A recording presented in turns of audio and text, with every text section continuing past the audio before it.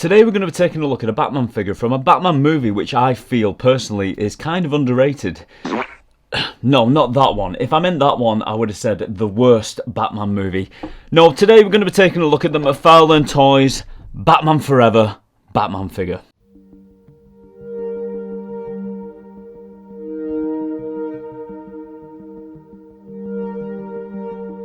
So yeah, today we're going to be taking a look at this McFarlane Batman figure, which is the Val Kilmer version from Batman Forever, which, like I said, I think is a unappreciated movie by so many people. Even though I must admit I love the Tim Burton movies, they will always be the #1 Batman movies for me personally. And then when we got to this one, it was kind of a disappointment, but over the years I've kind of come to appreciate it for what it is. You know, it's not great, but I appreciate it for what it is. When you get to Batman and Robin, then I lose all appreciation for that franchise. But this one, I didn't think was a bad movie. So when I saw this figure, I just had to have it.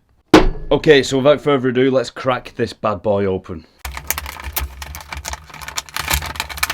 Okay, so what do we get in the box? First of all, this wave of Batman figures includes a Builder figure, which is the Nightmare Bat, or what some like to call the Man-Bat, which Bruce Wayne has in the dream sequence. I don't understand why they're including this in this figure, because the Man-Bat was kind of cut from the movie. You didn't really see the full version of this that they had planned. So it kind of, I think it's kind of strange that they're including this, but saying that, it is very, very cool. The detail on it is really, really nice, and the mouth actually opens. So it would be kind of nice to see this complete, but it's not something that I plan to do. I just want the Batman figure. I just want the Val Kilmer version of Batman. But it is cool, and I guess I can kind of understand why some people would want this. And next we have Batman's weaponry, which is, of course, very different than the Tim Burton versions that we got in the previous movies. These are very chrome and very silvery. We have the Batarang as well here, which I kind of like these. It kind of reminds me of the weaponry from Men in Black.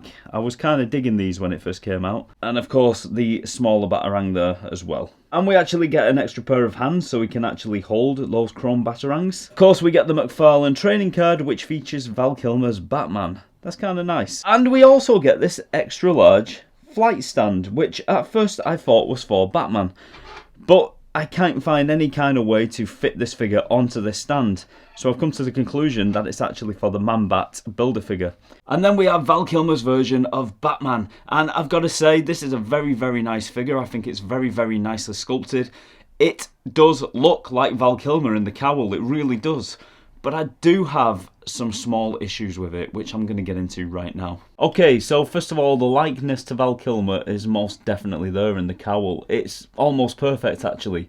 And the sculpting of the cowl is perfect. The sculpting of the suit, the sonar suit, is perfect. Everything about the sculpt, I like. I really do. The cape is the new soft goods cape, which I do like, but I just wish it was of slightly better material. It is kind of thin. It reminds me a little bit of the Kenner capes that you got with the figures back in the 80s and 90s, although I would argue that they were probably of better quality. I think they were a little bit thicker than this, as you can see. You can see my display in the background there through the cape.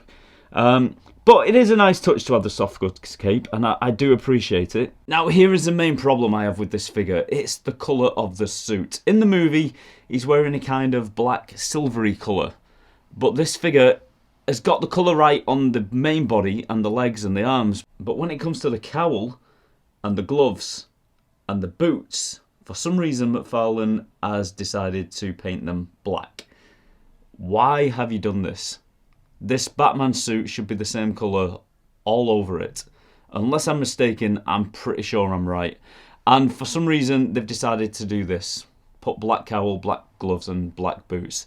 And it just doesn't look right. It ruins the figure. Yeah, like I said, it absolutely baffles me as to why they've done this. Why would they choose to make it look on-screen accurate?